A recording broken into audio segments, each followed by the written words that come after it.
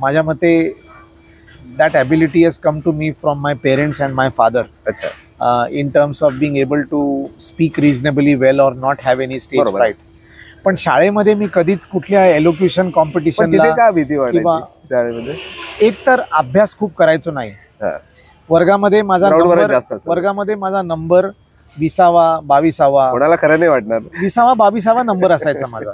मी काय ए डिव्हिजनचा पहिला दुसरा तिसरा येणारा नव्हतो. माझ्या तिन्ही बहिणी होत्या शाळेमध्ये. त्या तिघीही पहिल्या यायच्या. अच्छा. त्या मराठी मीडियम मध्ये होत्या. एक बहीण तर 10 वर्षामध्ये 9 वर्ष शाळेत पहिली होती आणि एकच वर्ष ती दुसरी आली शाळेमध्ये, फक्त तिच्या वर्गात नाही. सो त्या तिघी अभ्यास करायच्या. माझं क्रिकेट हा आजार आणि क्रिकेट या दोन गोष्टीमुळे माझं अभ्यासावर लक्ष कमी होतं. अभ्यास केला तर मार्क बरे मिळायचे, पण क्रिकेट हे इतकं महत्वाचं होतं की 10वी मध्ये सुद्धा मी प्रिलिम मिस केली.